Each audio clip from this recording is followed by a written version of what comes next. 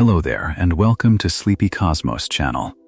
Tonight we are going to wander toward the far edge of the place we call home, the solar system, and we are going to ask a question that sounds simple until you sit with it for a while, and then it becomes something wide and open and strangely restful, which is this: where does the solar system actually end?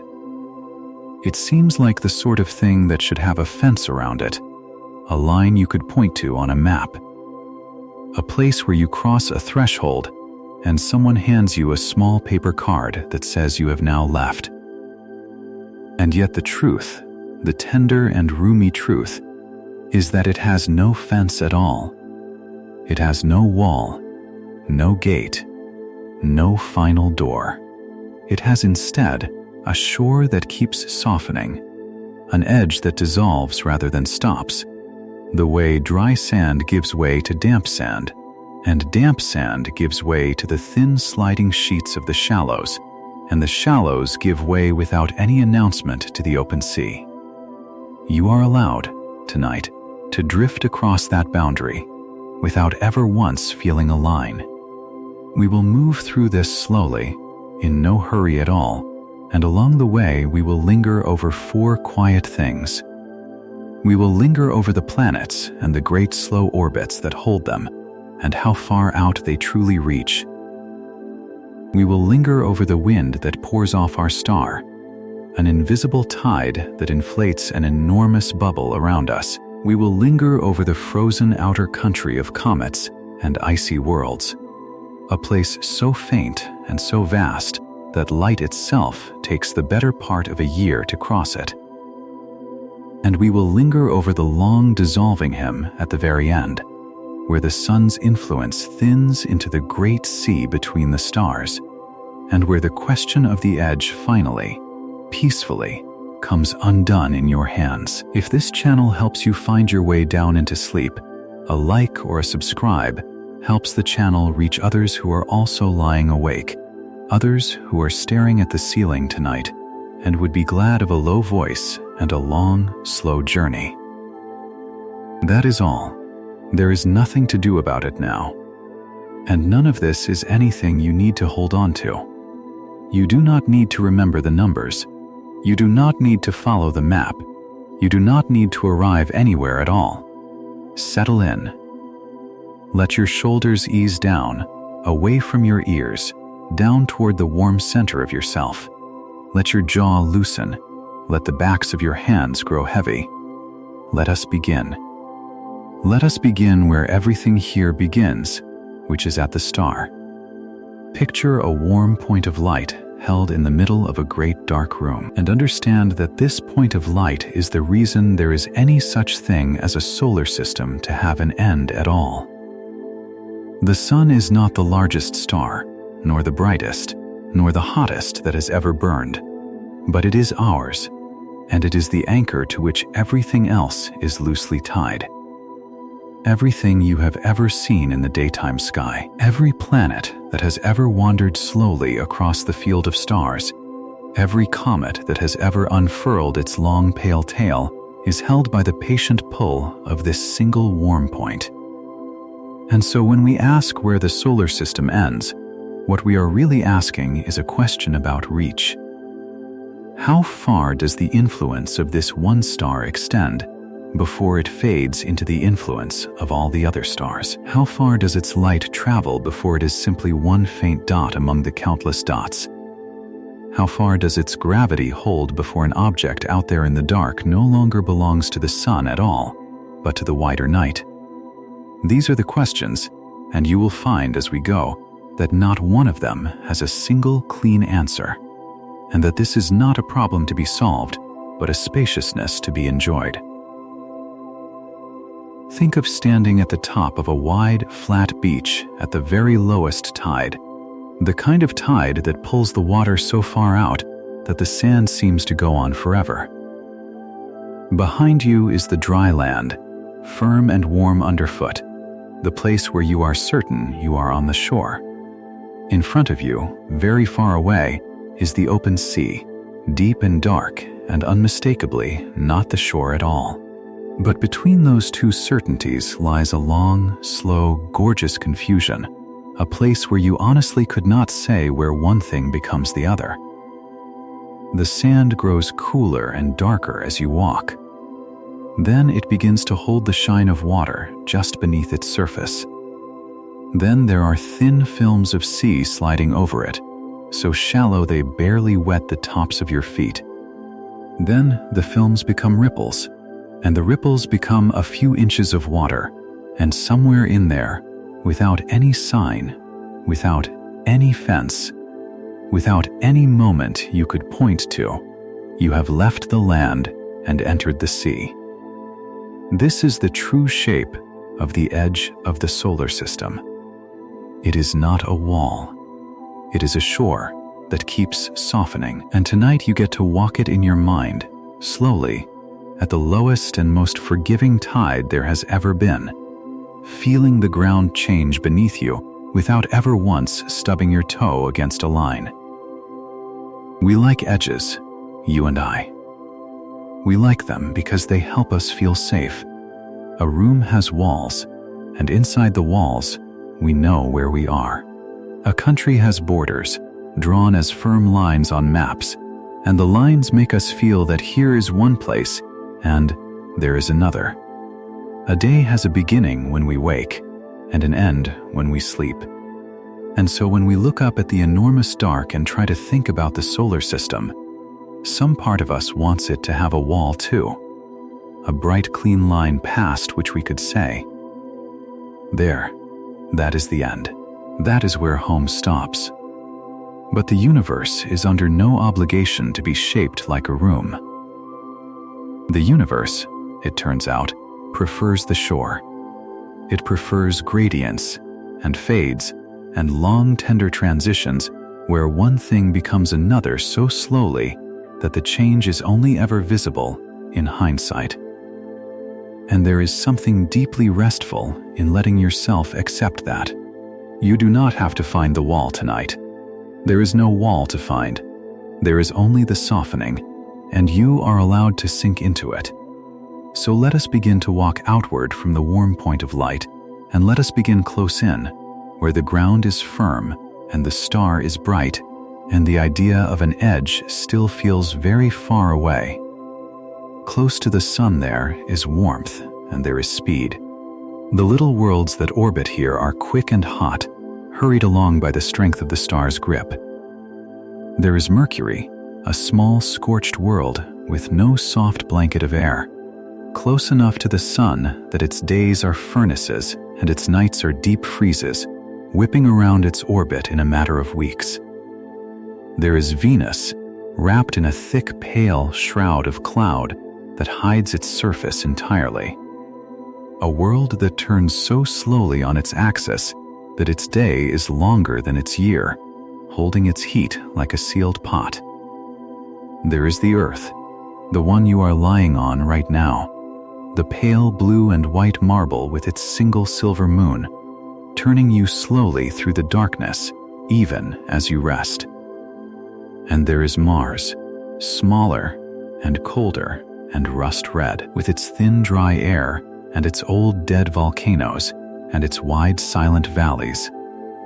These are the inner worlds, the near shore, the warm dry sand at the top of the beach, and if this were the whole of it, the solar system would be a small and cozy place.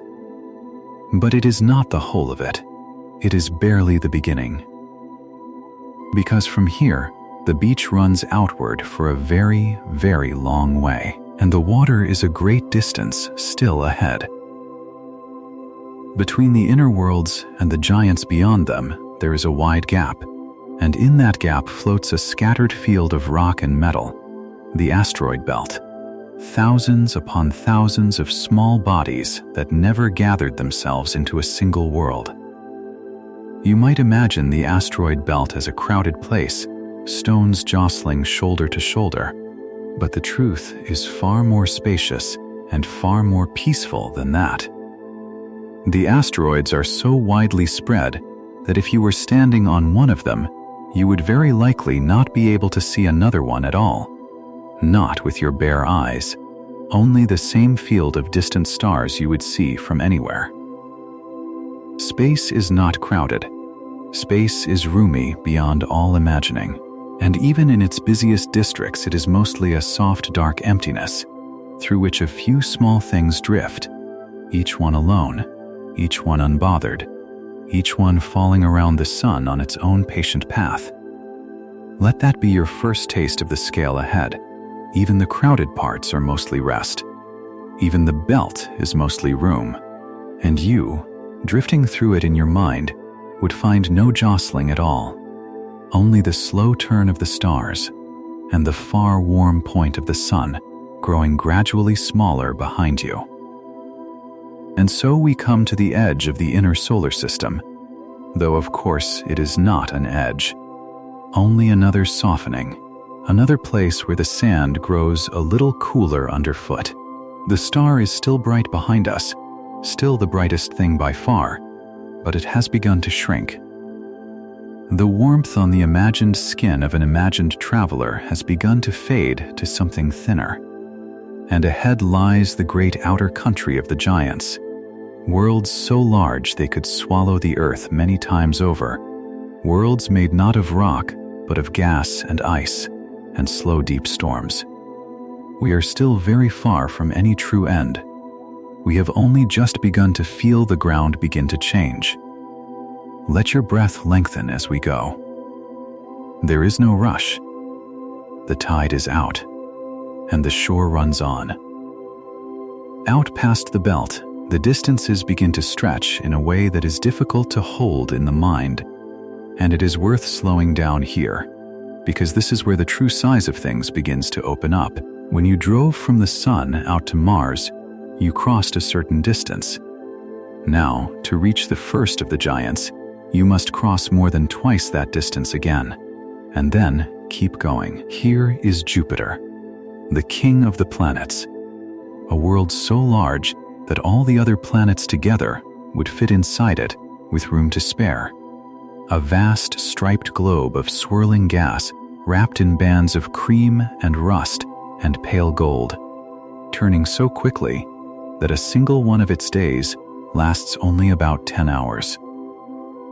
On its face there is a storm larger than the entire Earth, a slow rolling eye of weather that has been turning for centuries, and around it circle dozens upon dozens of moons, some of them small worlds in their own right, one of them hiding a whole dark ocean of liquid water beneath a crust of ice. Jupiter is enormous, and yet from Jupiter, the sun has already begun to shrink to a smaller, cooler coin of light, no longer the great warm lamp it was above the inner worlds, only the brightest star in a darkening sky. And yet we are nowhere near the end. Push outward again, nearly twice as far as Jupiter, and you come to Saturn, the world with the rings, and there is no image in all the solar system quite so serene as this one. The rings are not solid. They are made of countless pieces of ice and rock, some as small as grains of sugar, some as large as houses, each one an individual tiny moon following its own patient orbit, all of them together forming a broad, flat, shining disk that circles the planet's waist. If you could stand within the rings, you would not see a solid floor of ice at all. You would see a soft field of glittering particles drifting slowly past you, each one catching the distant sunlight, a snowfall that never lands, a hush of frozen light turning forever around a pale golden world. Saturn is so light for its size that it would float in water if there were an ocean vast enough to hold it, and here the sun is smaller still. A bright point now, rather than a disk, its warmth almost a memory. The sand beneath our feet has grown cold and dark. We are far down the beach now, and the water, though we cannot yet see it, has begun to feel closer. Beyond Saturn, the two ice giants wait in the deep cold, and they are worlds that most people rarely think of, quiet and blue and far away. Uranus is the tilted one, a pale blue-green globe that rolls around its orbit lying almost on its side, so that its seasons are strange and long, each pole spending decades in sunlight and then decades in darkness. And beyond Uranus, at the very outer edge of the major planets, is Neptune, a deep and vivid blue, the last of the great worlds, wrapped in the fastest winds in the whole solar system, winds that tear around the planet faster than the speed of sound, even though the sunlight that reaches it is hundreds of times fainter than the light that warms your window. Neptune is so far from the Sun that it takes about 160 of our years to complete a single orbit, which means that since the day it was first discovered by human beings, it has only recently finished going around the Sun one time. Think of that. A single year on Neptune is longer than the entire history of its discovery. That is the pace of things out here. That is how slow and how patient the far shore is. And it is worth pausing on the light, because the light tells the story of distance better than any number can. Sunlight leaves the Sun and crosses the space to the Earth in about 8 minutes, so that the warmth you feel on a bright afternoon left the star before you sat down. That same light takes more than 4 hours to reach Neptune. 4 hours for the fastest thing there is, simply to cross from the star to the last of the giants. And Neptune, remember, is not the edge. Neptune is not even close to the edge. Neptune is only the place where the major planets end and the truly distant country begins. If the whole solar system were the beach we have been walking, then all the planets, all of them, the warm inner worlds and the enormous giants and the far blue cold of Neptune would be gathered up near the top of the sand, close to the dry land, and the water, the real water, would yet be a great long walk away across the wet flats ahead. There is a soft comfort in this, if you let it in. We tend to think of the planets as the solar system, as if they were most of it, as if once you had passed Neptune, you had nearly reached the far wall. But the planets are the near shore. They are the warm, familiar band at the top of the beach, where the towels are laid out and the children play. Everything past them is wider and stranger and emptier, and in its own way more restful, because it is a country almost entirely without noise, without heat, without hurry, a country of ice and distance and slow, slow orbits. And the boundary out there, when we finally reach it, will not be a cliff we fall off. It will be more sand becoming more water. It will be the same softening we have been walking towards since the first warm step. You are not being carried toward a danger. You are being carried toward an easing. So let the giants fall away behind you now, one by one, Jupiter and its storm, Saturn and its rings of frozen light, the 2 blue ice worlds in the deep cold, and let yourself drift on past the last of them, out to where the map grows faint and the water begins to shine beneath the sand. Just beyond Neptune, the beach changes underfoot again, and here we arrive at a broad, flattened ring of frozen worlds that circles the sun far out in the cold, a region we call the Kuiper belt.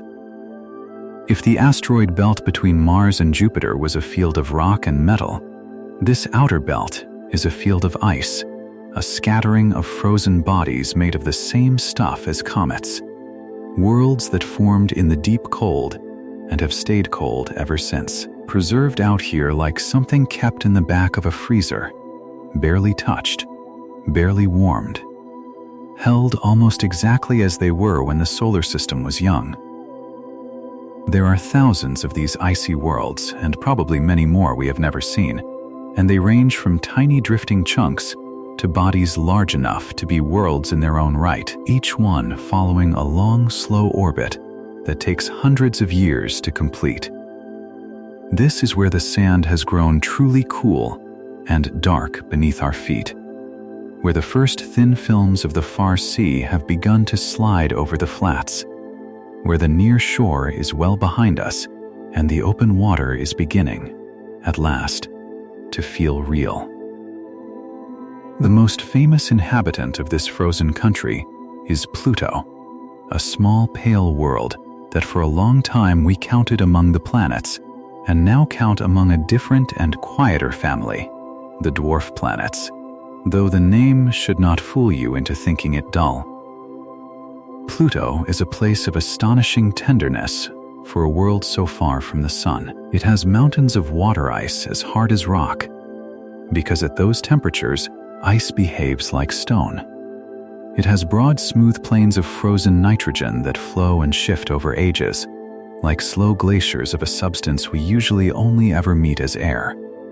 It has a thin blue haze in its sky and a heart-shaped region on its surface, pale and bright, that seemed almost to be waiting to be seen when at last a small spacecraft flew past and sent its picture home.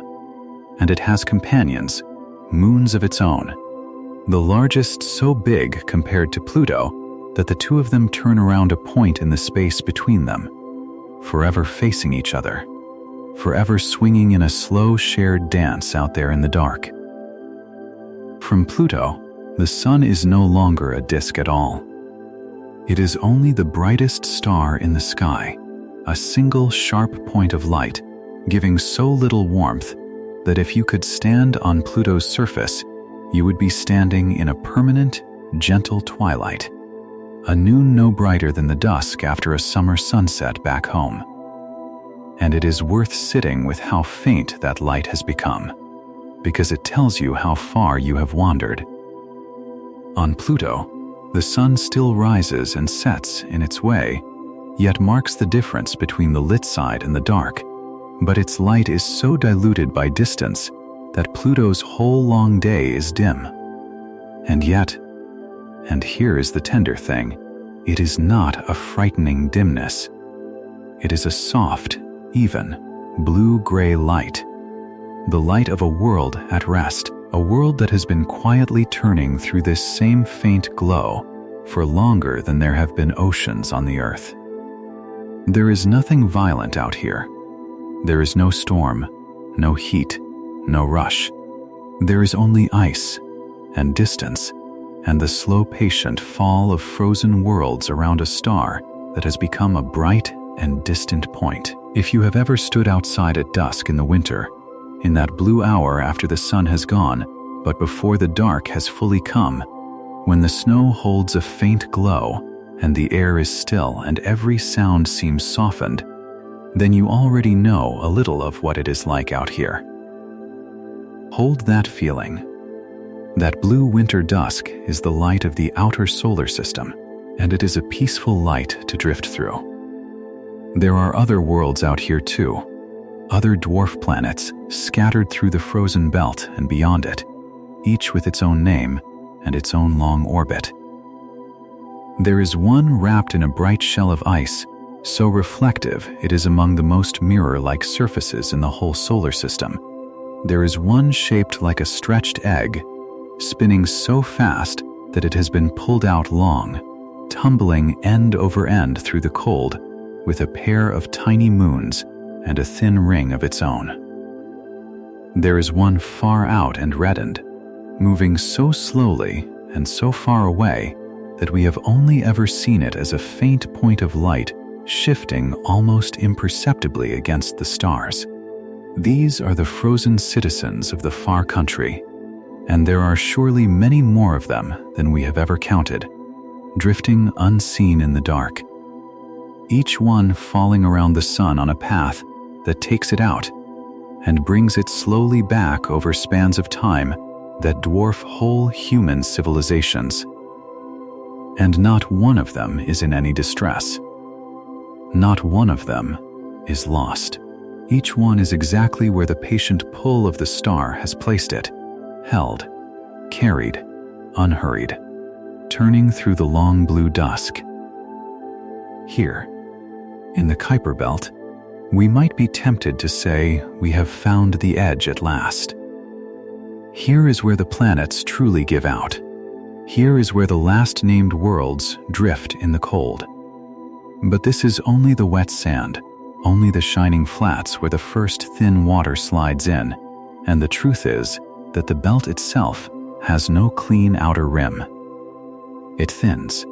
It fades. The frozen worlds grow sparser, and farther apart the deeper out you go, until you can no longer say whether you are yet within the belt or already beyond it, whether the ground beneath you is still sand or already the shallow beginning of the sea. There is no fence at the edge of the Kuiper belt, any more than there is a fence anywhere else out here. There is only the softening, the same softening we have been walking through the whole way, the sand growing wetter and the worlds growing rarer and the light growing fainter, until the belt simply dissolves into the wider dark without ever once telling you that it has ended. And yet we are not at the true edge. There is farther yet to go, out across the shallows, out toward the open sea. But before we walk on, let us pause and look back the way we came, and remember the small, brave machines that first carried our eyes out this far. For most of human history, the far shore was entirely invisible. People looked up and saw the sun, the moon, a handful of wandering lights they called planets, and the fixed field of stars, and they could not have guessed at the frozen country beyond Neptune, could not have known that the sun's warmth thinned out into a vast cold sea, could not have imagined how far the beach truly ran.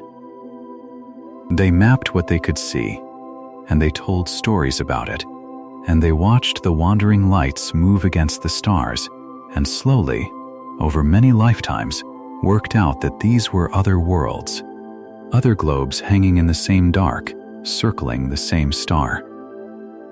It took the patient work of countless watchers across countless quiet nights, each one adding a little to what the last had learned, to build up even a rough sense of the shape of the near shore.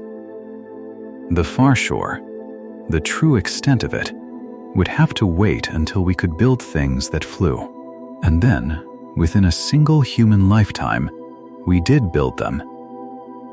We built small machines no larger than a car, and we wrapped them in gold foil and fitted them with cameras and instruments, and we set them on top of enormous rockets and flung them outward, away from the warm inner worlds, out toward the giants and beyond. Two of these machines in particular were launched within a few weeks of each other, in the same year, and they were sent on a long grand tour of the outer planets, using the gravity of each giant world to slingshot themselves onward to the next, falling past Jupiter and its storm, past Saturn and its rings of frozen light, past the tilted blue of Uranus and the deep blue of Neptune, sending home the first close pictures human beings had ever seen of those distant worlds. And when the last of the giants was behind them, these two small machines did not stop. They could not stop. They simply kept going, outward and outward, across the wet sand and toward the open sea, and they are going on now, decades later, carrying their fading instruments and their dwindling power out across the shallows of the solar system, the farthest things human hands have ever made. There is a moment in this long voyage that is worth holding on to tonight, because it is one of the most quietly beautiful things our species has ever done. As one of these machines was crossing the outer solar system, having already passed all the planets, someone back home asked it to turn its camera around, to look back the way it had come, to take a photograph, not of anything ahead, but of home. And so, from a distance so great that the sunlight took hours to reach it, the little machine turned, and it photographed the Earth. And in that photograph, the Earth is not a marble, not a globe, not even a disk. It is a single dot, a pale point of light, smaller than a single pixel, caught almost by accident in a stray beam of scattered sunlight, hanging there in the vast dark, so small that you could hide it behind a grain of sand held at arm's length. Everything that has ever happened to anyone happened on that dot. Every person you have ever known, every person who has ever lived, every hope and fear and quiet night of falling asleep, all of it, on that single pale point of light adrift in the enormous dark. And rather than making us feel lost, there is something in that picture that can make us feel strangely held, strangely gathered, strangely at peace. Because it shows us that home is one small, tender thing, precious precisely because it is so small, and that all of us are aboard it together, turning through the same tender dark. These machines carry something else, too. Something that has always struck me as one of the most touching gestures our species has ever made. Bolted to the side of each of them is a golden record, a disc engraved with sounds and images from Earth, sent out into the dark not because we expect anyone to find it, but simply as a message in a bottle cast into the great sea on the smallest of chances. On these records there are greetings spoken in dozens of languages. There are the sounds of the earth, the wind and the rain and the surf on a shore, the songs of birds and whales, a mother's first words to her child, the beat of a human heart. There is music, gathered from all across the world. And there they go, these small golden discs, drifting outward across the shallows and toward the open sea, carrying the sound of surf on a beach out past the very beach that is the edge of the solar system. So that if you follow the thread of tonight's story all the way to its end, you find that we have quite literally sent the sound of a softening shore out to dissolve into the shore at the edge of everything. They will drift for a very, very long time. Long after the machines have gone silent, long after their power has faded, long after everyone who built them is gone, the golden records will keep drifting, unbothered, unhurried, carried outward on the same patient tide that carries all things out here, singing their quiet songs into the dark to no one and to everyone. And so when we ask where the solar system ends, we are not asking an abstract question anymore. We are asking a question that two small machines are answering for us right now, tonight, as you lie here, by crossing that boundary in real time and telling us what they feel as they go. They have already sent word that the ground has changed beneath them. They have already crossed thresholds out there in the dark that we will come to in a little while.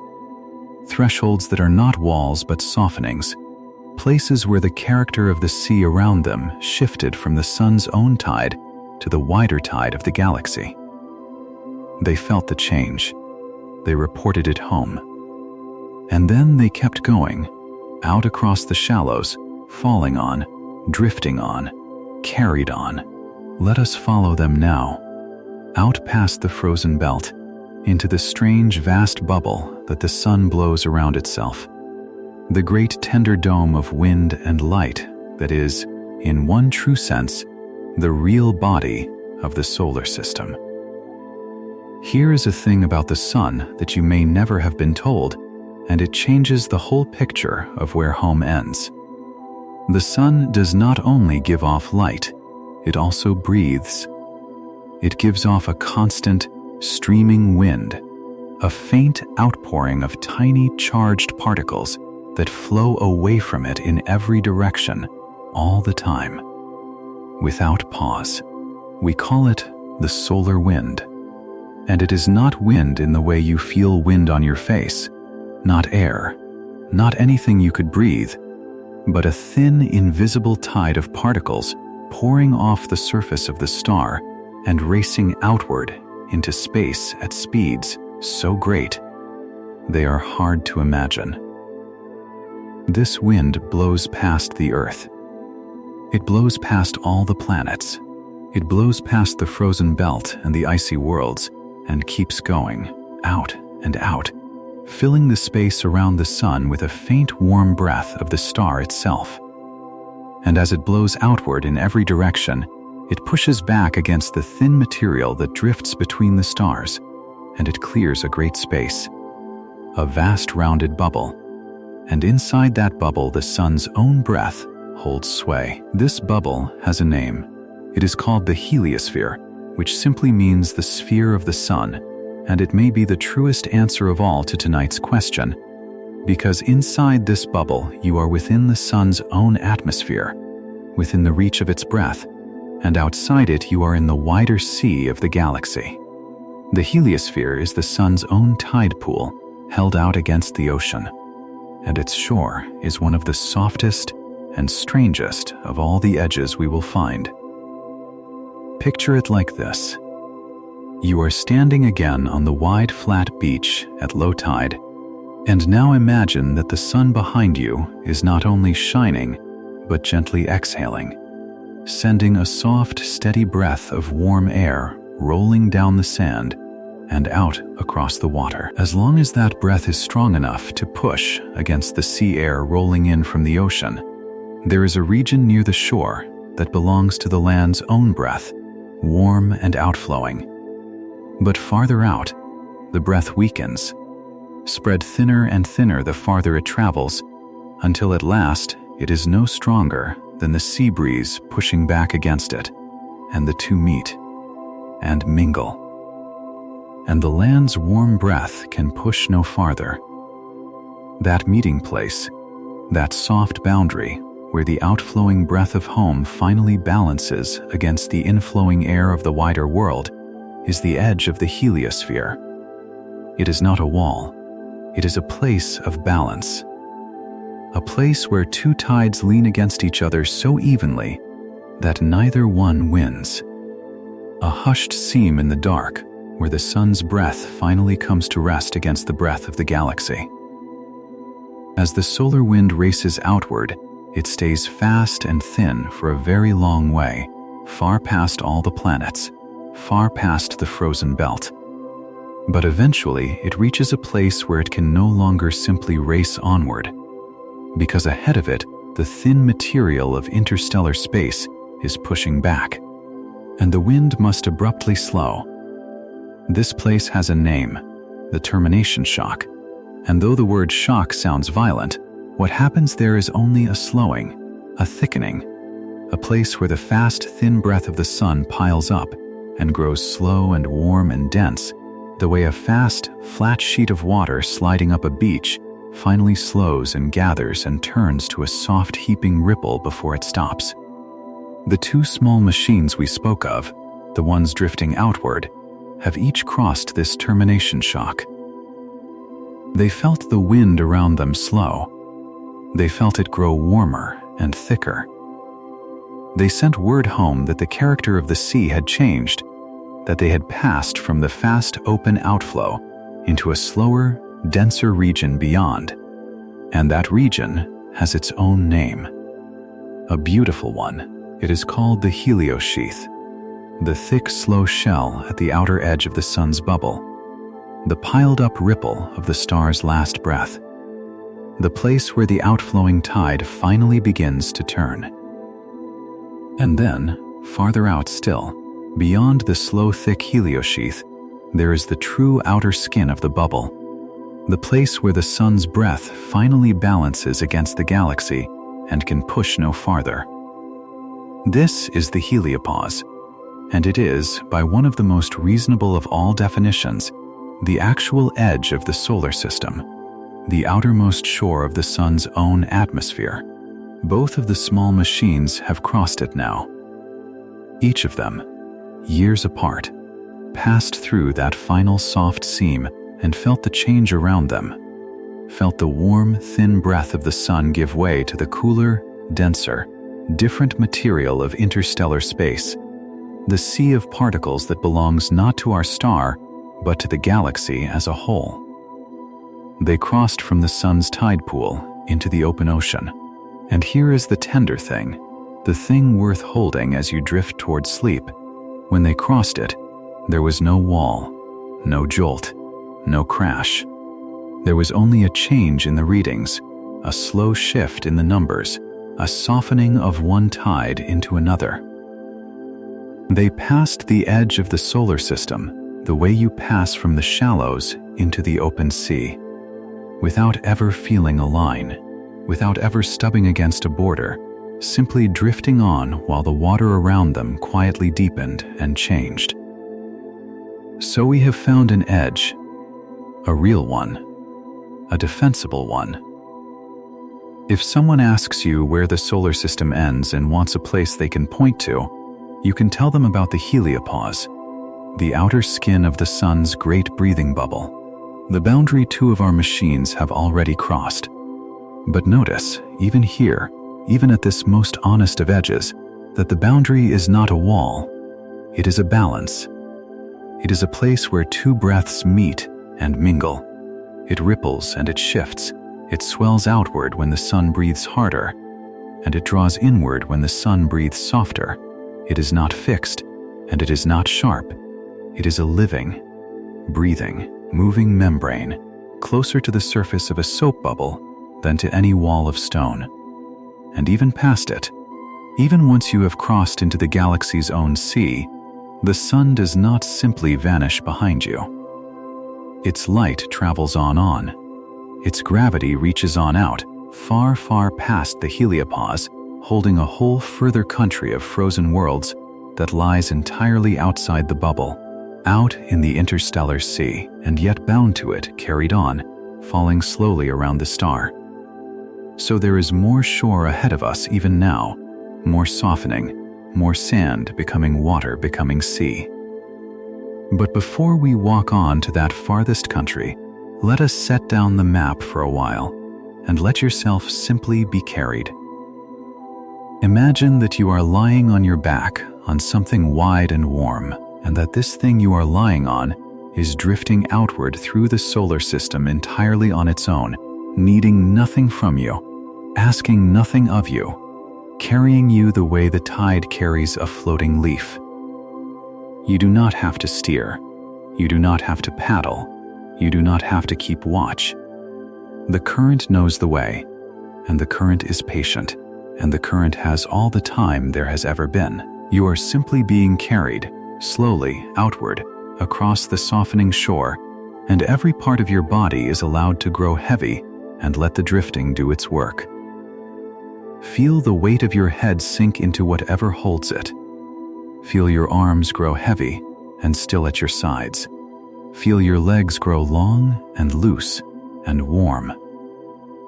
You are being carried, and there is nothing to hold on to, because nothing out here can drop you. Imagine that you are drifting past Jupiter now, and the great striped world turns slowly beneath you, its bands of cream and gold and rust rolling past in silence, its enormous storm a slow, patient eye far below, and you feel no fear at all, only a vast, serene wonder. Because the giant is not looming over you, it is simply turning the way a great slow wheel turns, and you are drifting by it the way a cloud drifts past a mountain, unhurried, untouched, carried on. Imagine that you are drifting past Saturn now, and the rings spread out beneath you in a broad shining field, a snowfall of frozen light that never lands, each tiny piece of ice catching the distant sun and turning it to a faint spark. And you drift above that field of soft light and let it glitter beneath you, and there is nothing you must do about it, nothing you must remember, only the slow shine of it, and the deep quiet, and the sense of being carried gently onward through the dark. Imagine the sun growing smaller behind you, not lost, never lost, only smaller, shrinking from a warm lamp to a bright coin to a single sharp point of light. And imagine that as it shrinks, the dark around you grows deeper and softer and more velvet. Not the frightening dark of a closed room, but the roomy, open, cradling dark of a summer night far from any city.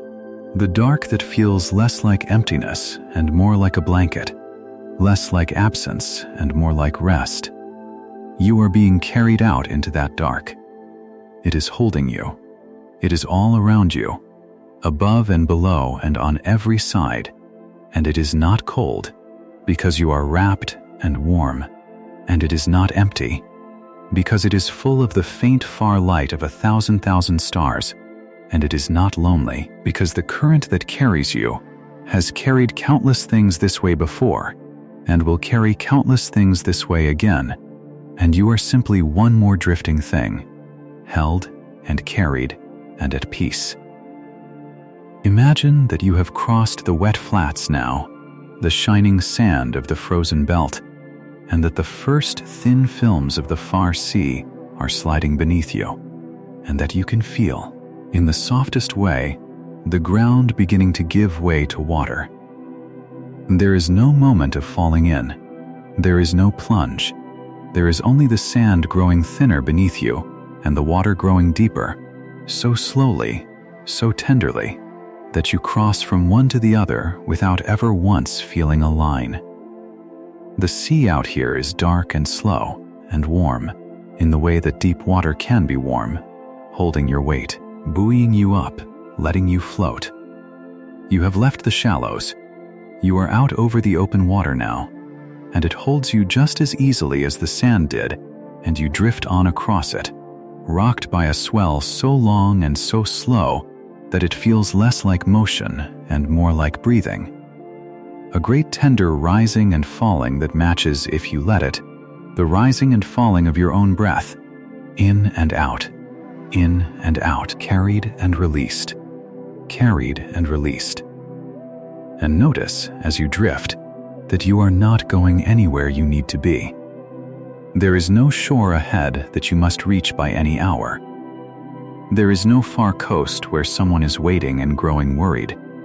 There is only the drifting itself, the being carried, the long, slow crossing of a sea that has no far side you are required to find. This is the great secret comfort of the outer solar system, the thing it can teach you as you fall asleep, that you can be in motion and yet be at rest, that you can be crossing an enormous distance and yet be perfectly yet within yourself, that you can be carried across the entire far country of the sun and never once have to lift a hand.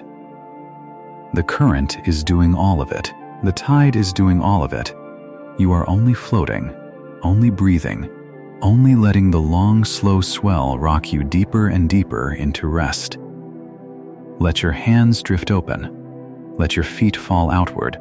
Let the last small tightness anywhere in your body loosen and dissolve into the warm, dark water, and let yourself be carried on, out over the open sea, toward the far frozen country where the last worlds of the sun drift in the deepest cold of all. And if any thought comes to you now, any worry, any small bright fragment of the day that flickers up to catch your attention, let it be a piece of drifting ice on the wide sea, and let the current carry it past you and away, out toward the dark, without your having to hold it or follow it or do anything about it at all. You are not the ice. You are the water. You are the wide, slow, warm water that holds everything and grips nothing, that carries all things past and lets all things go, that rises and falls in its long, tender swell and asks nothing of anyone. Let the thought drift by. Let it grow small behind you. Let it dissolve into the dark, the way the frozen belt dissolved into the sea, without any line, without any wall, without any moment you could point to, simply softening away until it is gone, and there is only the water and the drifting and the deep, slow breath of the tide. You are being carried. You are being carried. You are being carried out and out into the tender dark.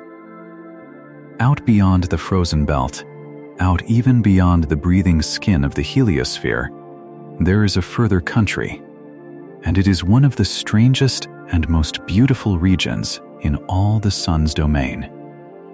A place of worlds that have been flung onto enormous, stretched, lonely orbits, worlds that swing far out into the dark, and then come slowly, slowly falling back over spans of time that make the whole of human history seem like a single held breath. We call some of these the scattered disk because they seem to have been scattered outward long ago by the gravity of the giant planets, nudged onto long elliptical paths that carry them out into the cold and back again.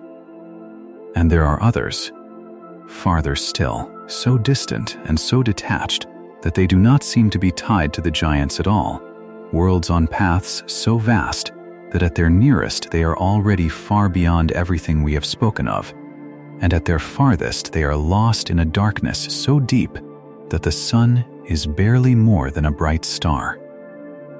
There is one such world that is worth sitting with tonight. A small reddish body far out in the cold, whose orbit is so enormous that a single trip around the sun takes it something like 10 or 11,000 years. Think of that number slowly. When this world was last as close to the sun as it is now, there were no cities anywhere on the earth, no written words, no farms, only small bands of people watching the same stars we watch, gathered around the same kind of fire. All of recorded human history, every empire that has ever risen and fallen, every song ever written down, every name ever remembered, has happened in less time than it takes this one small frozen world to go around the sun a single time. And in all those thousands of years it has simply been drifting, out and out to the far end of its long orbit, into a cold and a darkness we can barely picture, and then turning, without any hurry, and beginning the long slow fall back toward the warmth it will not reach for thousands of years more. It is not lost out there. It is not abandoned. It is exactly where the patient pull of the sun has carried it, held on the longest and gentlest of tethers, falling through the dark on a path so vast and so slow that it makes the very idea of hurry seem like a small and passing thing. And this is where the shore softens yet again, because worlds like this one raise a tender puzzle. Are they part of the solar system? Of course they are, you want to say, because the sun still holds them. The sun's gravity yet guides their long, slow falls.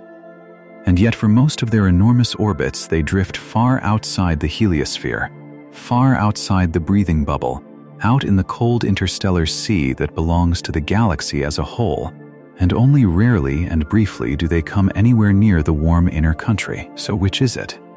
Are they inside the solar system or outside it? And the answer, the restful answer, is that the question dissolves.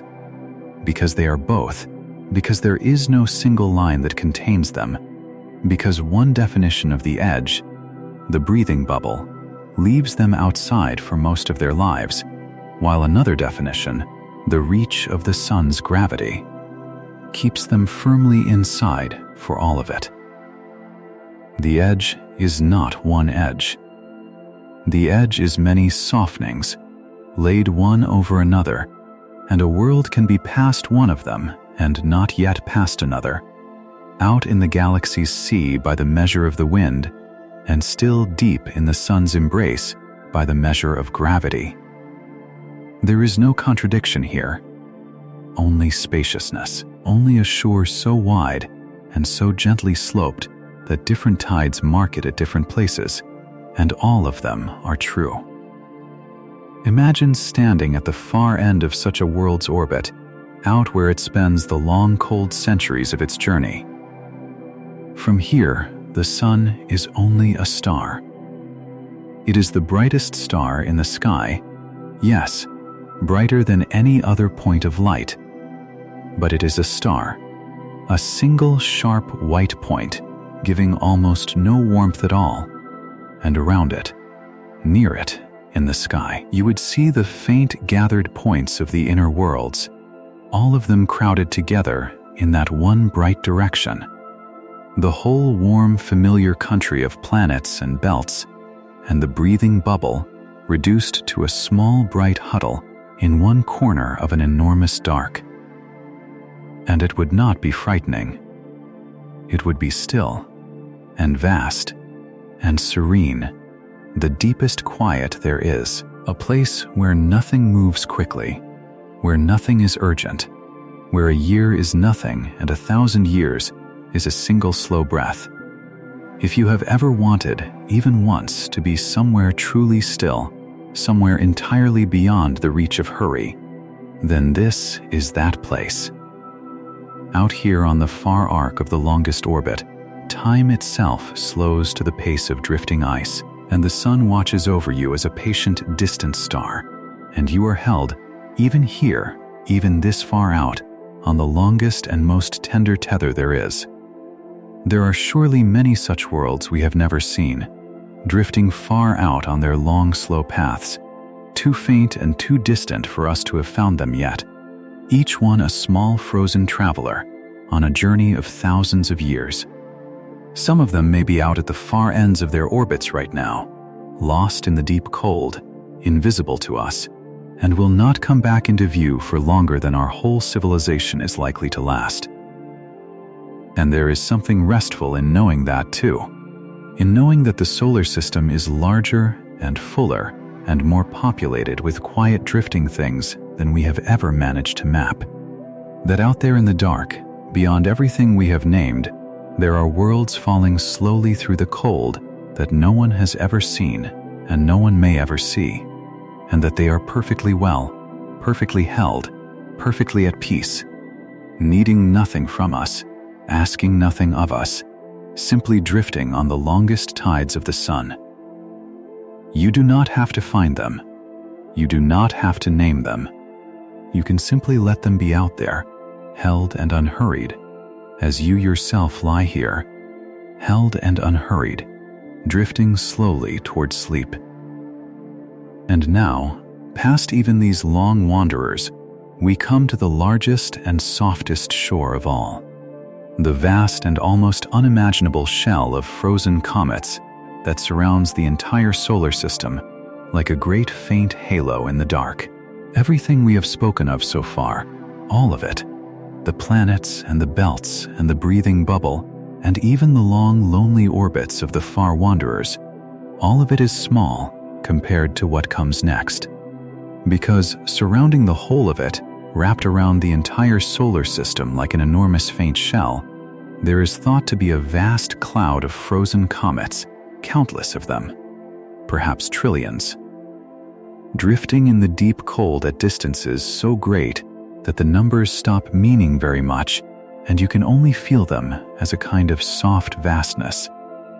This shell has a name, the Oort cloud, and it is not a disk like the belts closer in, not a flattened ring in the plane of the planets, but a great rounded halo, a hollow sphere of icy bodies surrounding the sun on every side, above and below and all around, so that if you could see it, you would find the whole familiar solar system sitting at the center of an immense dim globe of drifting ice, like a single spark held at the heart of an enormous frozen snow globe.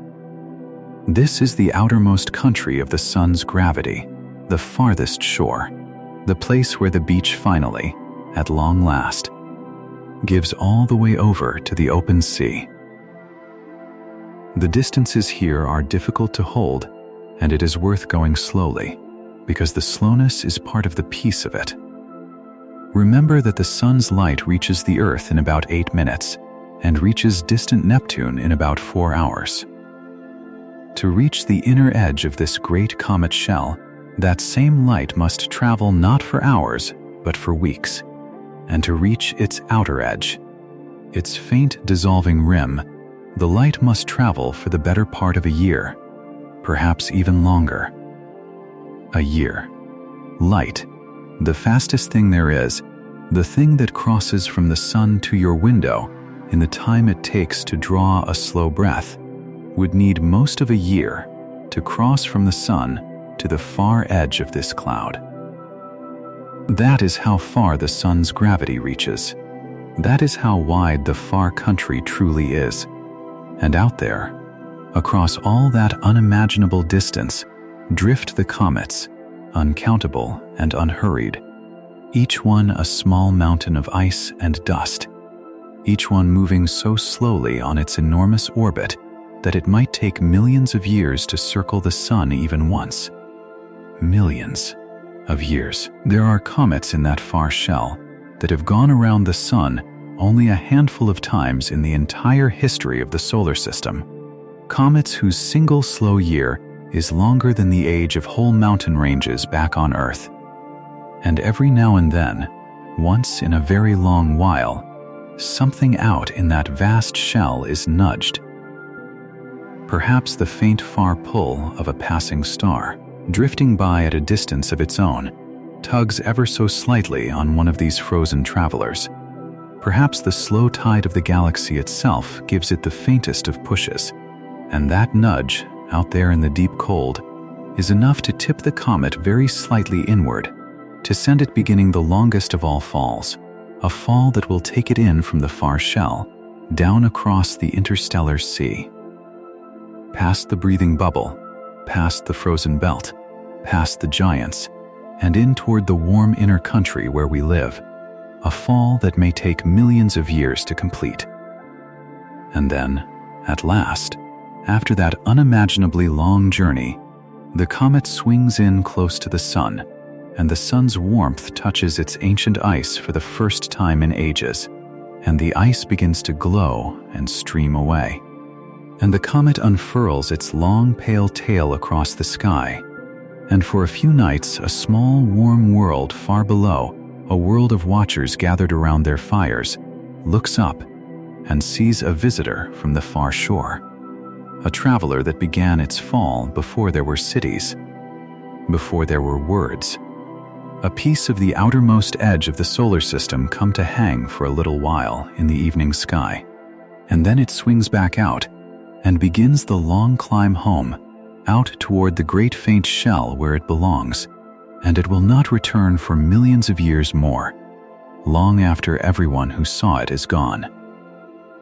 There is something in the comet shell that I find deeply restful, and it is this: that the very edge of the solar system, the farthest reach of the sun's hold, is not a hard cold barrier, but a soft and drifting fog of frozen light, a great gentle halo of quiet travelers, each falling slowly on its own enormous orbit, undisturbed, unhurried, held on the longest and faintest of tethers. The sun holds them, all trillions of them, holds them across distances so vast that its warmth cannot reach them, and its light is only a bright star among stars. And yet they are its own, yet they belong to it, yet they fall around it on their slow million-year paths. That is a very long reach for a single warm point of light. That is a very tender grip to hold so many things so gently across so great a distance without ever letting them go.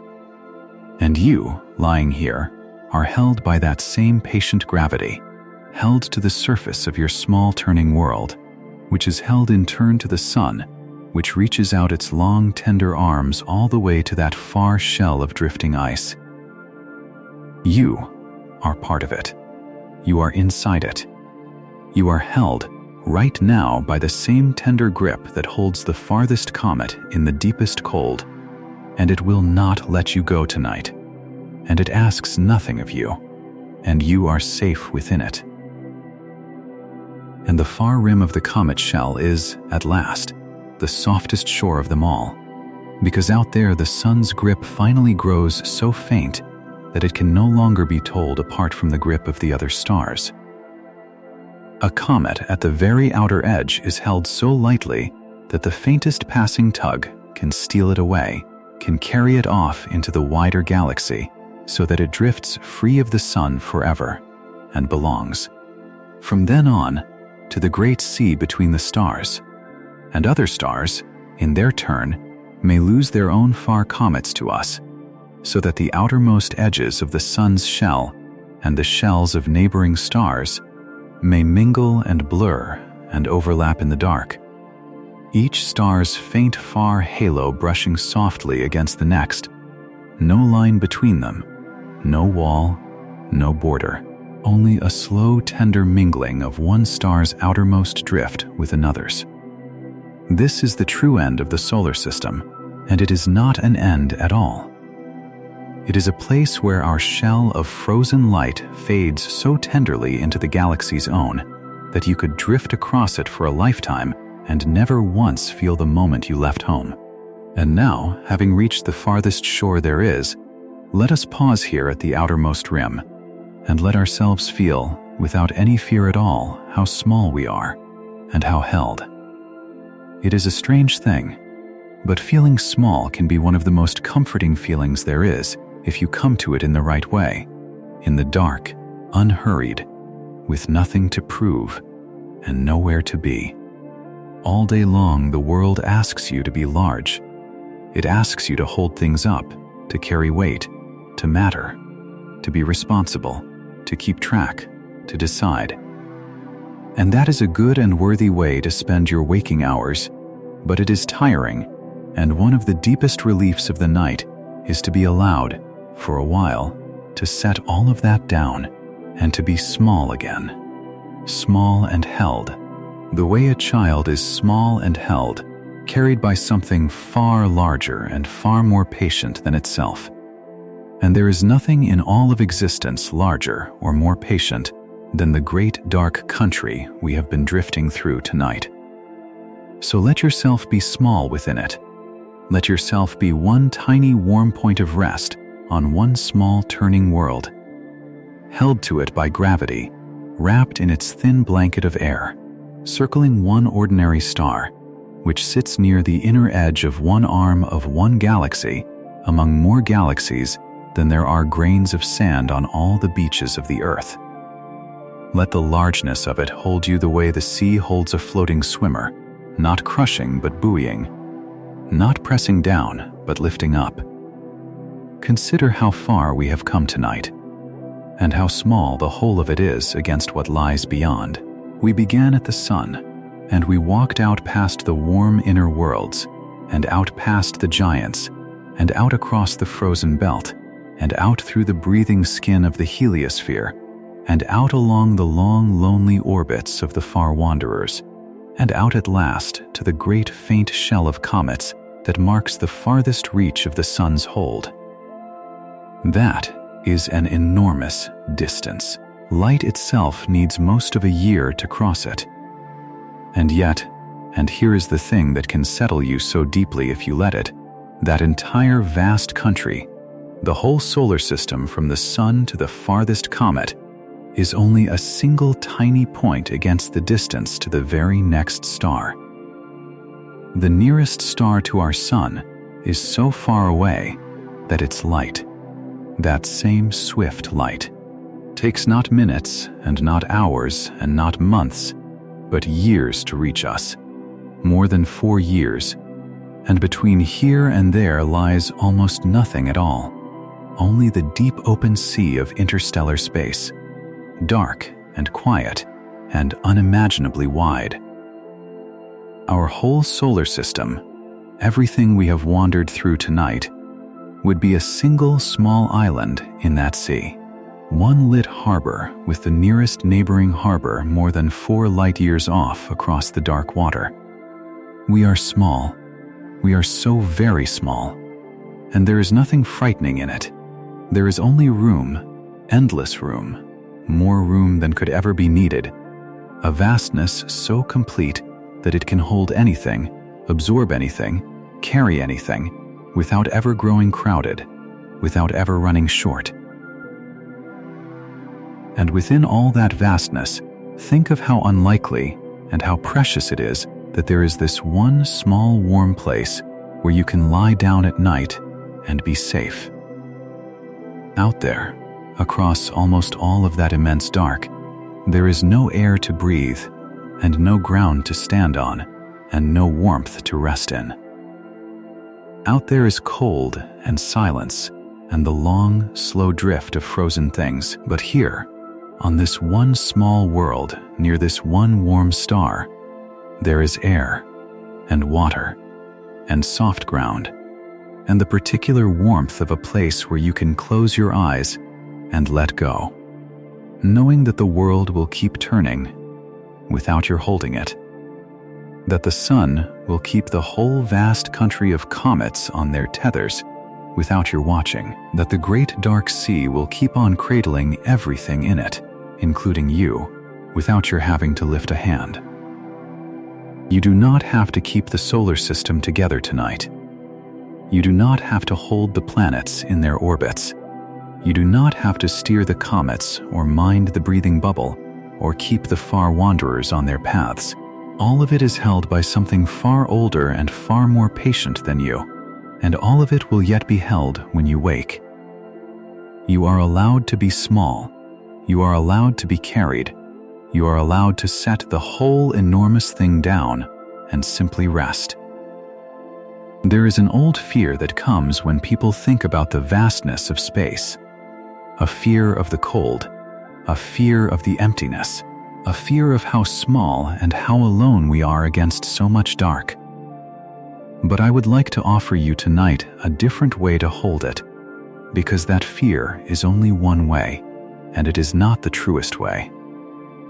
The dark out there is not empty in the way an empty room is empty, cold and echoing and wanting something. The dark out there is empty the way a clear night sky is empty, the way deep water is empty, the way a long, slow breath is empty at the bottom of the exhale, which is to say it is not lacking anything at all. It is simply open, simply roomy, simply at rest. And we are not alone in it in any way that should frighten us, because we are made of it. We are woven from the very same stuff as the stars and the comets and the frozen worlds. The same atoms forged in the same ancient fires, so that when you look out into the far dark, you are not looking at something foreign and cold.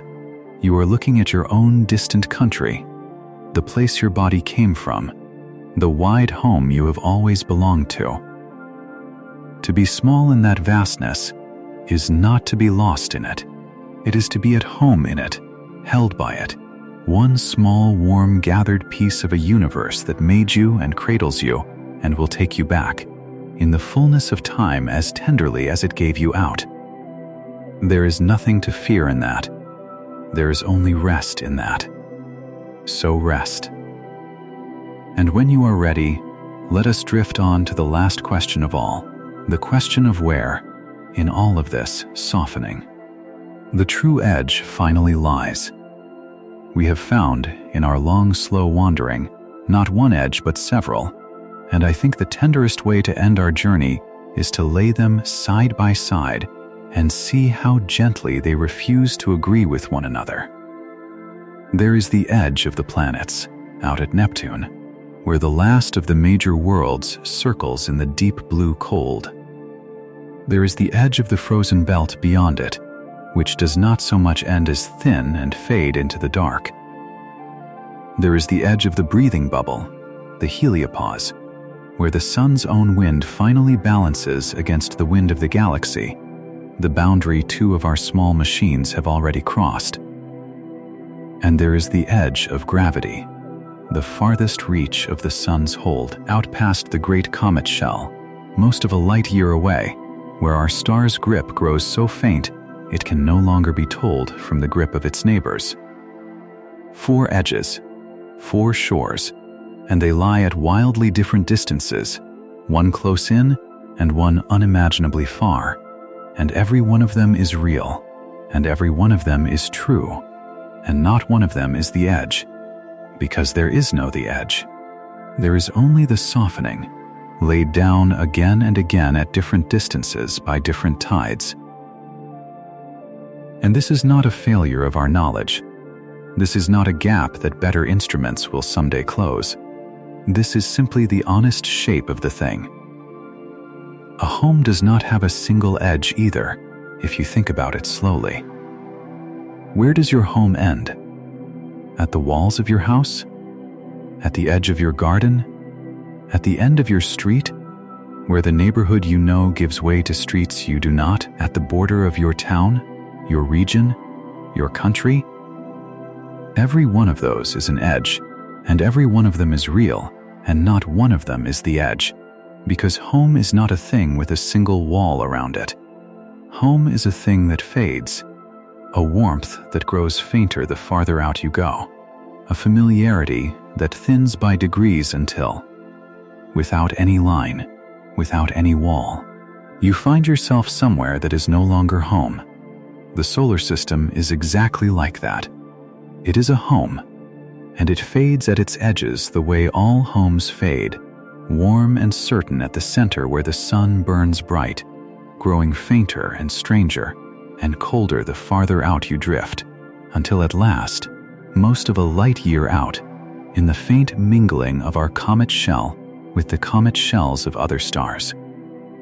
It has faded all the way into the wider galaxy without your ever having crossed a line. So if someone asks you, tomorrow, or next year, or some other night when you are awake, and they are too, where the solar system ends, you may tell them the truth, which is the most restful answer of all. You may tell them that it depends on which tide you measure by. You may tell them that by the reach of the sun's breath it ends at the Heliopause, a boundary we have crossed. You may tell them that by the reach of the sun's gravity it ends far, far beyond that, at the outer rim of the great comet shell, most of a year of light away. And you may tell them that in truth it does not end at all, not in the way a room ends at a wall, but softens, and thins, and fades, the way a shore gives way to shallow water, and shallow water gives way to the open sea, so that you could travel outward your whole life and never once feel the moment you left. There is no line to fear out there. There is no wall you might strike. There is no border guard, no gate, no final door. There is only the long, tender softening of one home into the wider home that holds all homes, our small, warm harbor fading by imperceptible degrees into the great, dark sea that cradles every harbor there is. And notice how the fear drains out of the question once you hold it this way.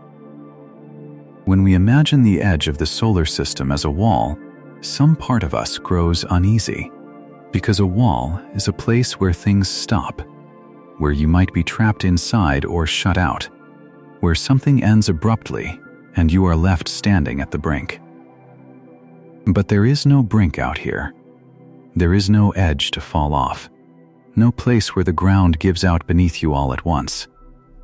There is only the slow, tender change of one tide into another, the sand growing wetter beneath your feet, the water growing deeper around your legs, the light growing fainter, and the dark growing warmer, and you drifting through all of it without ever once being dropped, without ever once being stopped, without ever once feeling a line. The universe did not build a wall around our home. The universe built a shore, the most forgiving of all shores, one that goes on softening forever, one you could wade out into for a lifetime and yet be gently held.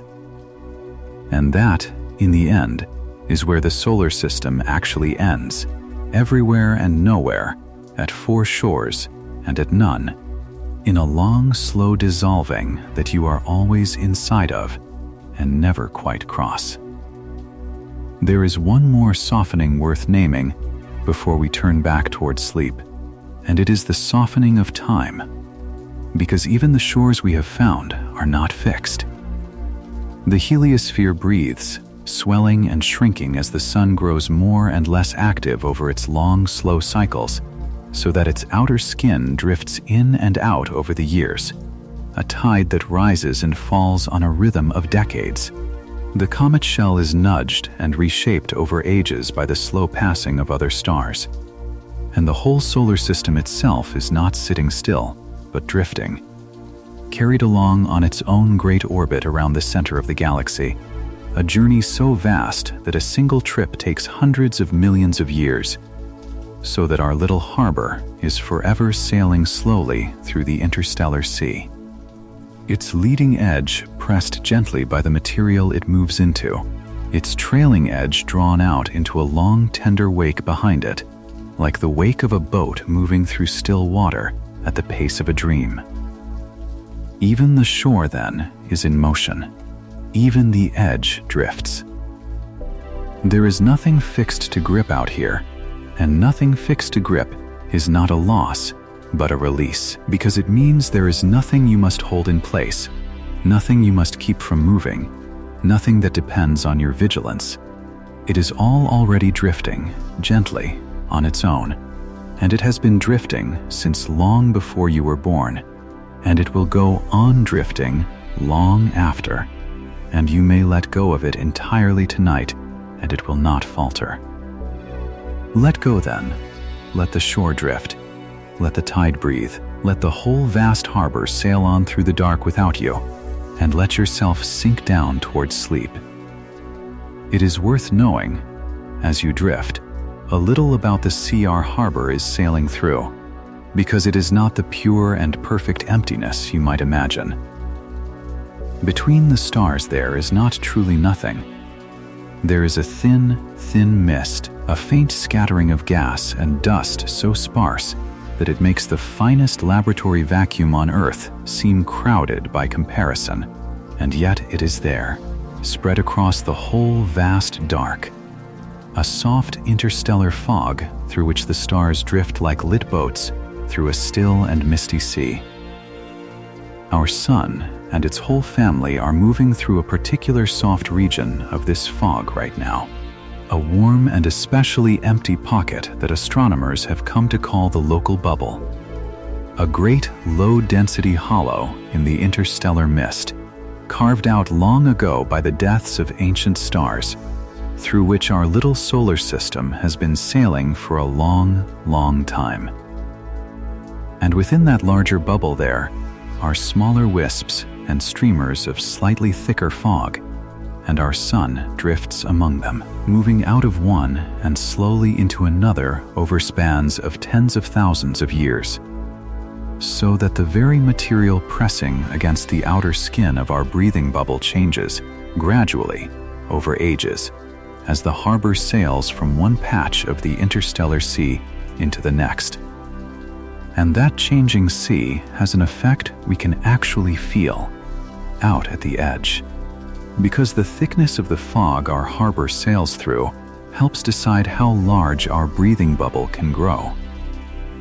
When the sun sails into a thicker patch of interstellar mist, the outside pressure is greater, and the bubble is pressed inward, made a little smaller, its shore drawn a little closer to home. When the sun sails into a thinner, emptier patch, the outside pressure eases, and the bubble can swell outward, its shore pushed a little farther into the dark.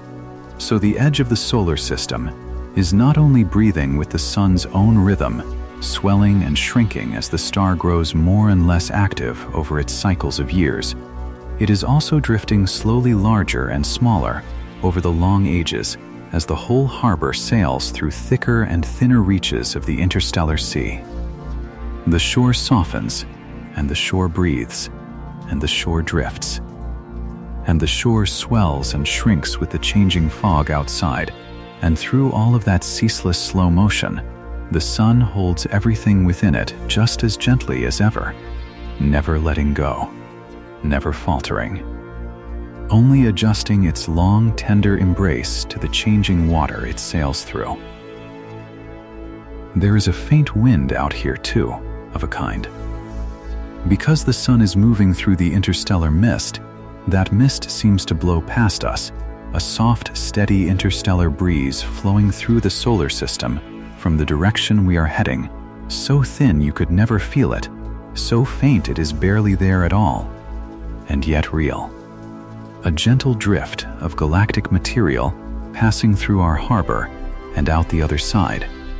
The way the smell of the sea passes through an open house on a still day, some of that interstellar material even drifts in past the breathing bubble, seeping through the soft outer skin, mingling with the sun's own breath, so that the boundary between our home and the wider galaxy is not only soft in shape, but soft in substance, a place where the two seas actually mix, where a little of the galaxy is always drifting in and a little of the sun is always drifting out, where inside and outside are not sealed off from one another, but quietly, endlessly exchanged.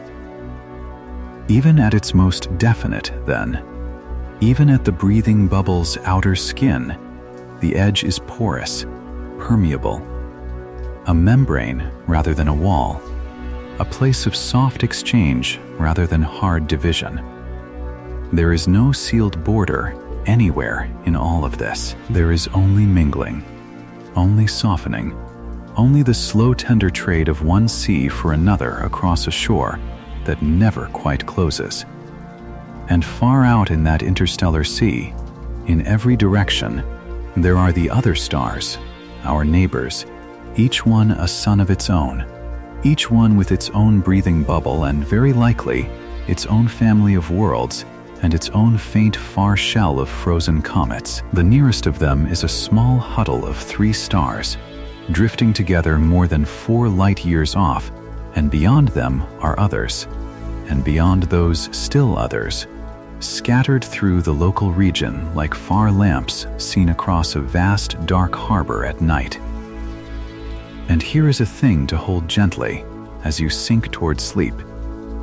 Those neighboring stars are not strangers to us. They are made of the same materials, born from the same kind of collapsing clouds, shining by the same kind of fire, and their far comet shells may brush softly against ours in the deep dark between us, so that the outermost reaches of our home and the outermost reaches of theirs may already, faintly, touch. We are not a walled fortress, alone in a hostile void. We are one lit boat among many on a shared dark sea, near enough to our neighbors that our farthest edges may mingle with theirs, part of a whole soft neighborhood of stars drifting together through the same great arm of the same slow-turning galaxy. There is company out there, of a distant and patient kind. There is a neighborhood. There is a shared sea, and you are a small warm sleeper on one small world of one of those lit boats held in the company of stars, drifting among neighbors, never truly alone in the dark. Let that keep you company now, as we turn once more toward the far shore and imagine standing at the very edge, looking back the whole long way we have come. Imagine that you have drifted all the way out now, all the way to the farthest softening, out past the breathing bubble, out through the long orbits of the far wanderers, out into the great, faint shell of comets at the very rim of the sun's hold. And imagine that the current sets you down here, ever so lightly, on the surface of one small frozen world at the outermost edge, a quiet little body of ice that has been drifting here in the dark for longer than there have been living things anywhere. You are held to it by the faintest whisper of gravity, light as a feather, barely touching, and all around you is the deepest and most peaceful dark there is. Turn slowly and look back the way you came. There, in one direction, small and sharp and bright, is the sun, not a disk now, not a lamp, only a star, the brightest star in all the sky, a single clean white point of light so far away that its warmth cannot reach you here at all, and yet unmistakably home, unmistakably the anchor of everything, the warm point from which the whole long shore unspooled. And gathered close around that bright point, so close together from out here that you could nearly cover them with a fingertip, are all the things we have wandered through tonight. Somewhere in that small bright huddle is Neptune, deep and blue. Somewhere in there is Saturn with its rings of frozen light. Somewhere in there is Jupiter and its slow-turning storm. And somewhere in there, far too small to see, lost entirely in the glow of the star, is a pale blue dot, a single point smaller than the smallest thing your eye could ever catch, And on that dot is the room where you are lying, and the bed that holds you, and your own slow breath rising and falling in the dark. All of it is there, in that one small bright gathering, a whole warm world of oceans and mountains and cities and sleepers, reduced by this immense distance to something you could hide behind a single grain of drifting ice held up at arm's length. And it is not sad to see it so small. It is tender.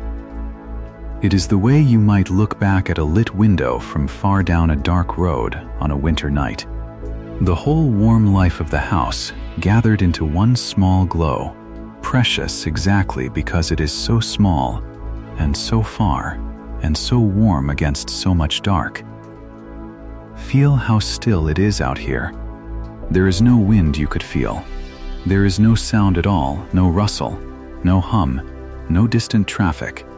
Nothing but a silence so complete and so soft that it seems to have a texture. Seems to press in around you like the gentlest of blankets. There is no hurry out here, because there is nothing that could hurry, because everything moves at the pace of drifting ice, a pace so slow that 1,000 years is a single breath. There is no urgency out here, because there is nothing that must be done, nothing that is running late, nothing that depends on your being quick. Out here at the farthest shore, time itself has slowed almost to stillness, and you may slow with it. May let your own racing thoughts drift down and settle like snow. May let the pace of your mind ease all the way down to the pace of the far comets, until a single slow breath feels as long and as unhurried as a whole quiet year. Breathe in, slowly, the way the sun's light crosses the long dark toward you. Breathe out, slowly, the way a comet begins its long fall home. There is all the time there has ever been. There is nowhere you must be. There is nothing you must do.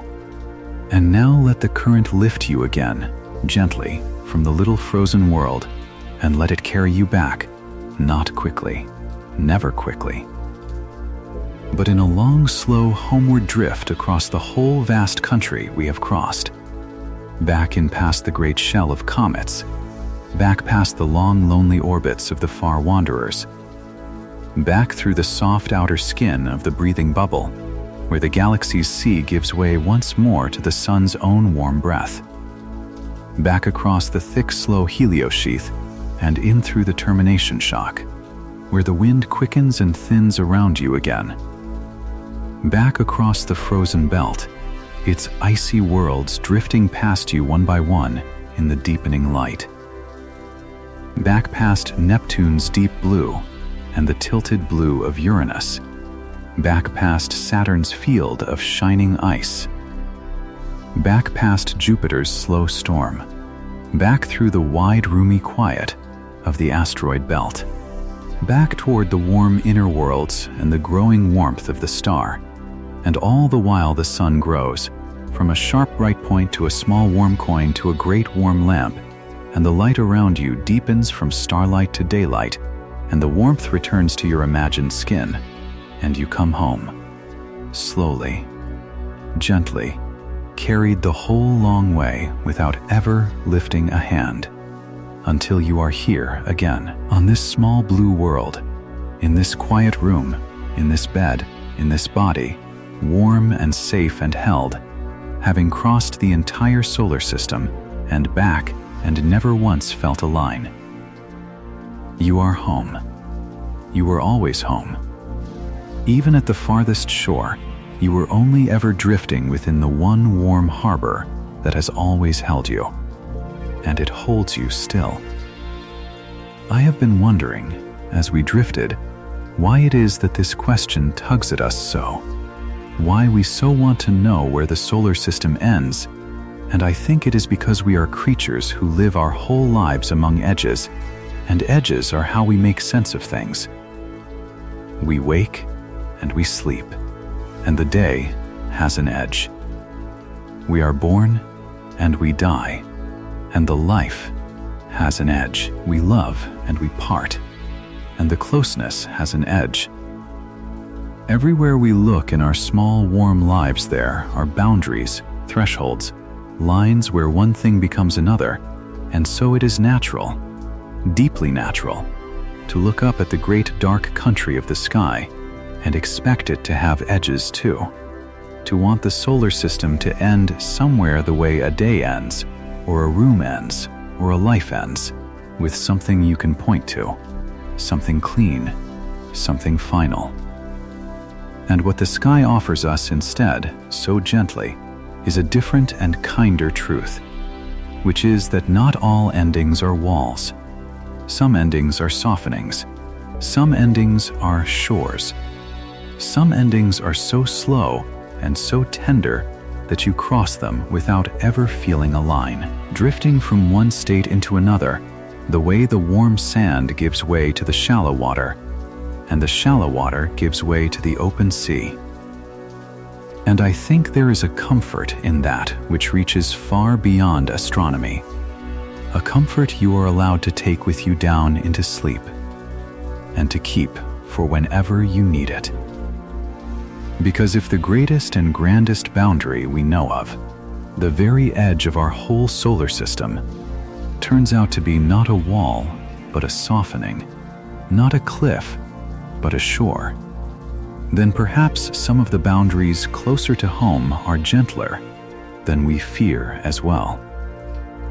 Perhaps the edge of the waking day, the threshold you are crossing right now, is not a sharp drop into some other country, but a soft, slow shore, a wading out from the shallows of thought into the deep, warm sea of sleep, so tender that you will not feel the moment you cross it, so gentle that you are already halfway out into the deep water even now and did not notice yourself leave the sand.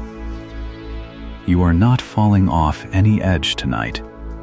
You are wading out, slowly, into a warm, dark sea that will hold you as easily as the shallows did, and you will not feel a line, and you will not be dropped, and there is nothing out there in the deep water that wishes you anything but rest. Reframe the cold then, one last time, and let it warm in your hands. When we speak of the outer solar system, we speak of temperatures so low they are hard to imagine, of frozen worlds and ice as hard as stone, and it would be easy to let that cold feel frightening, easy to shiver at the thought of all that dark and all that frost. But you are not out there. You are here, in your warm bed, under your warm blankets, in a warm room on a warm world. And the cold of the far country cannot touch you at all. It can only be a thing you think about from the safety of your warmth, the way a child thinks about a snowstorm from inside a firelit house, cozy precisely because the cold is out there and cannot come in. Let the deep cold of the outer dark be exactly that tonight, a thing that makes your own warmth sweeter, a vast quiet frost held safely on the far side of the glass while you lie wrapped and warm and safe on this side, listening to the low voice tell of far frozen shores you will never have to cross with your body, only ever visit, gently in the drifting of your mind, and always return from into the warmth. And reframe the silence too, that great silence of the outer dark, because silence is another thing we sometimes fear, the silence of empty places, the silence of the space between the stars. But the silence out there is not the silence of something wrong. It is the silence of something at rest. It is the silence of deep snow at midnight, the silence of a still lake before dawn, the silence of a house where everyone you love is sleeping safely, and there is nothing at all that needs to be said. It is a full silence, a held silence, a silence that is not empty, but complete. And it is the very silence you are sinking into now, the soft hush of the late hour, the low quiet of the room, the faint slow rhythm of your own breath, and nothing more. Let the silence of the far dark be the same as the silence around you now, a peaceful fullness, a held hush, a stillness that wants nothing and asks nothing, and only cradles you deeper toward sleep. There is a last softening I want to leave with you before we begin to close, and it is the softening of yourself into all of this. The quiet truth that you are not separate from the great dark country we have been crossing.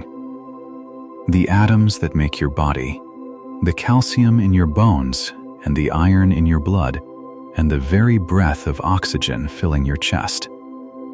Were all forged in the hearts of ancient stars, cooked in their cores over ages, and then scattered out across the dark when those stars came to the ends of their own long lives, drifting for eons through the interstellar sea until they gathered, at last, into the cloud that became the sun and the worlds, and, in the fullness of time, into you. You are made of the far country. You are woven from the same stuff as the comets and the frozen worlds and the light of distant suns. And so when you look out toward the edge of the solar system and wonder where home ends, you are, in a way, looking at your own distant self, the wider body you were drawn up out of, and will one day, gently, settle back into. There is no true edge between you and the stars, no wall between the warm sleeper and the far cold dark, only the same tender softening, the same tender shore, the same slow mingling of one thing into another that we have found at every scale tonight. You belong to it. You came from it. And it holds you now, as it always has, and it will hold you still when you have drifted all the way down into sleep. And even now, as you lie here on the edge of sleep, the two small machines we spoke of are still out there, drifting on, crossing on the softening shore in real time. They have long since passed the breathing bubble's outer skin. They are out in the galaxy's own sea now, falling outward, carrying on their fading instruments and their golden records, yet sending home, when they can, the faintest of whispers across the enormous dark, signals so weak by the time they reach us that it takes vast dishes and great patience to hear them at all. And one day, not so very far off now, the last of their power will fade, and they will fall silent, and they will drift on without us, no longer speaking, no longer listening, simply traveling out and out on the same patient tide that carries all things out there, and they will not stop. They will drift for tens of thousands of years toward the region of other stars, and then past it, and on, carrying their small golden records with the sound of surf on a shore and a mother's voice and the beat of a human heart, out across distances and spans of time so vast that the mind can only rest against them and let go. There is something almost unbearably tender in that, and yet it is not sad, not really, because those small machines are not lost, and they are not lonely, and they feel no cold. They are simply doing what everything out here does. They are drifting. They are being carried. They are crossing the softening shore, as we all are, as everything is, gently and without any line. And long after the machines have gone silent, the far comets will yet be falling on their million-year orbits, and the breathing bubble will yet be swelling and shrinking with the slow breath of the sun, and the whole harbor will yet be sailing on through the interstellar sea, from one soft patch of fog into the next, carrying its small warm worlds through the dark. And on one of those worlds, if all goes gently, there will yet be people lying down at night, closing their eyes, drifting towards sleep, wondering, as you have wondered tonight, where it all ends, and whether there is a wall out there somewhere in the dark. And the answer will be the same for them as it is for you, that there is no wall, that there never was a wall. that there is only the long, tender softening of home into the wider home that holds all homes, and that they, like you, are held within it, carried by it, cradled by it, and perfectly safe. The question will outlast us, and so will the answer, and the answer will always be a kind one. There is no edge to fear. There is only the shore, forever softening, and the warm harbor drifting through the dark, and the small held sleeper, breathing slow, sinking down. Before we gather it all up, let us rest for one more moment in the deepest quiet of all, the quiet of the very edge, and let it teach you the last thing it has to teach.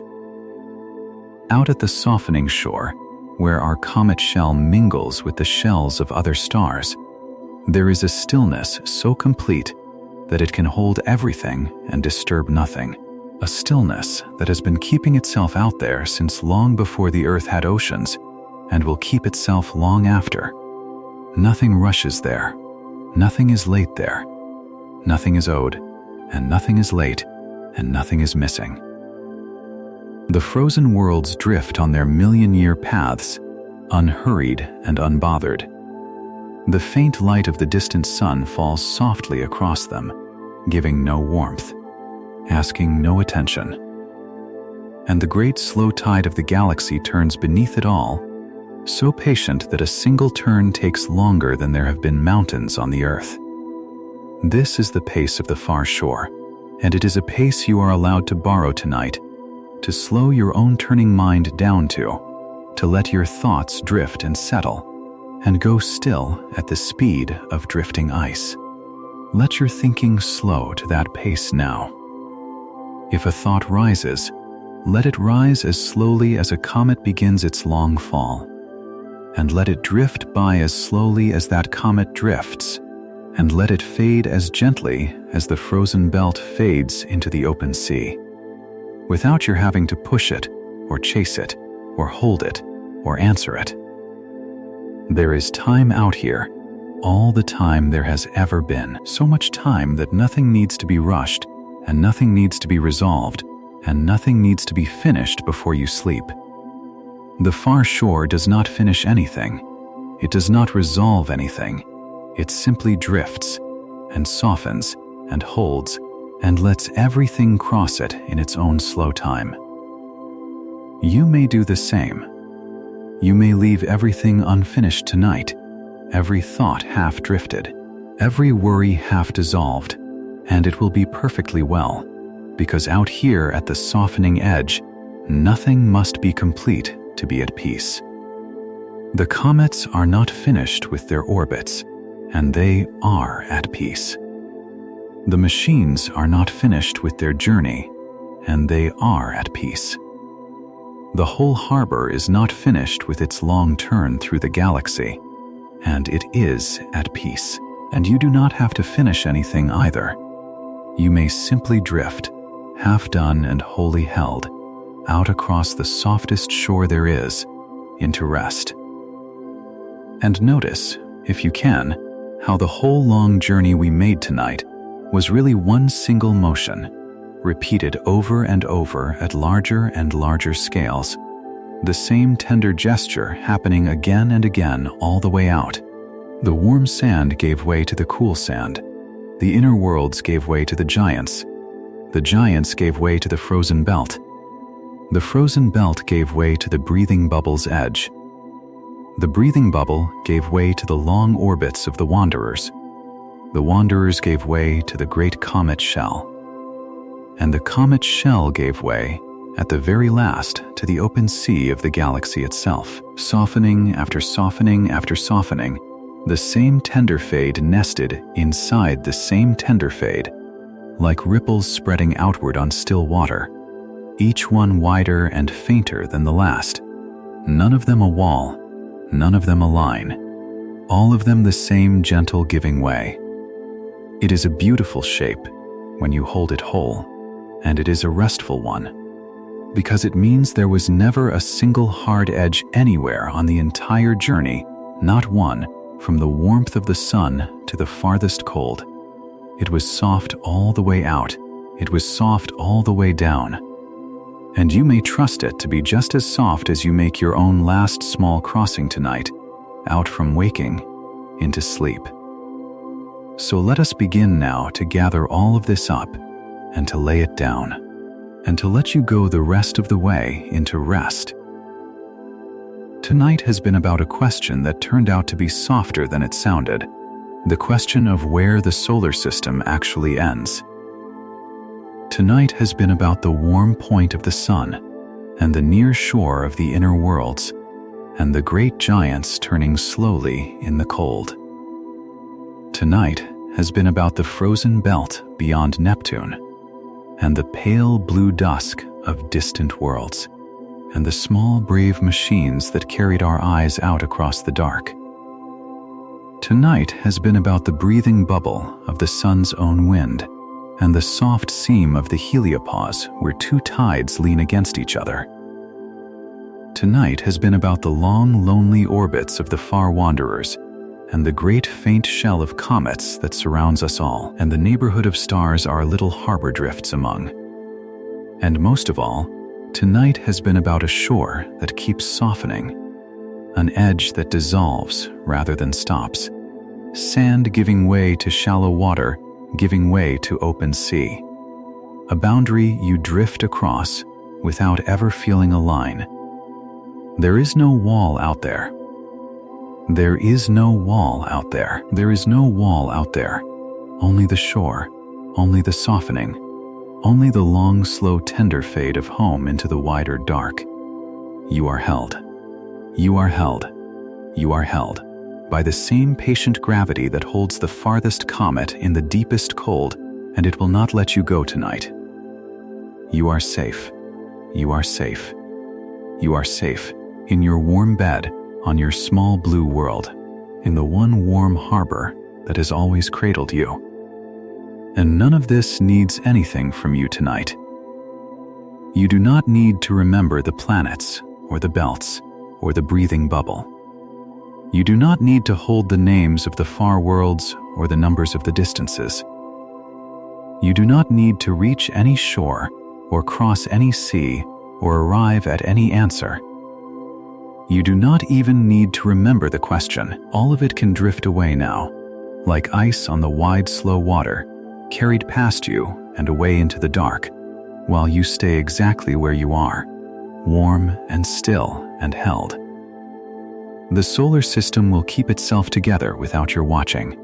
The sun will hold its comets without your help. The great harbor will sail on through the dark whether you follow it or not, and you do not need to follow it. You may let it go. You may let all of it go, and simply rest.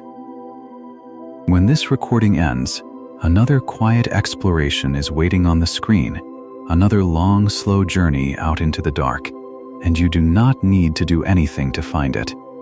You do not need to search for it or choose it or reach for anything at all. If you leave the screen as it is, it will begin on its own. Another low voice, another gentle drift, ready to carry you deeper still if you are awake yet to hear it, and just as ready to murmur on unheard if you have already drifted out past the shallows into sleep. So let it begin on its own. Let it come to you. There is nothing to press, and nothing to hold, and nothing to keep track of, only the next soft tide, waiting to carry you on.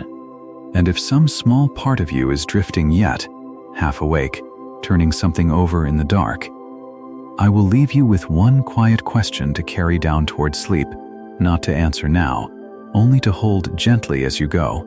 If you could drift out to any one shore in the whole solar system and rest there for a while, weightless and warm and unhurried, which one would you choose? The rings of frozen light, or the pale blue dusk of a distant world, or the great faint shell of comets at the very edge of everything? You might tell me, in a word or two, whenever you like. But not now. Now there is nothing to say and nothing to do. Now there is only the drifting. So let your body grow heavy one last time, heavier than it has been all night, sinking down into whatever holds you like a small warm world settling into its orbit. Let your shoulders ease down, away from your ears, down toward the deep, still center of yourself. Let your jaw loosen and your brow smooth, and the small muscles around your eyes go soft and slack. Let your arms grow heavy and warm at your sides. Let your legs grow long and loose. Let your breath go slow and low, in and out, in and out. Each breath a little softer than the one before. Each breath carrying you a little farther out across the warm, dark water, a little deeper into rest. You are drifting now. You are being carried now. You are crossing the softest shore there is, out from the shallows of waking into the deep warm sea of sleep, and you will not feel the line, because there is no line, because there is only the softening, only the fading, only the slow, tender drift of one gentle state into the next. There is nowhere you need to be. There is nothing you need to do. There is no edge to fear, and no wall to strike, and no far shore you must reach by any hour. There is only the harbor holding you, and the tide carrying you, and the low voice growing fainter, and the warm dark closing softly over you like water over a swimmer who has stopped swimming and simply floats, held up, buoyed, at ease. Drift now. Let go now. Let the last of the day dissolve into the dark like the frozen belt dissolving into the open sea, without a line, without a wall, without a moment you could ever point to. You are held. You are safe. You are carried. You are home. Sleep well.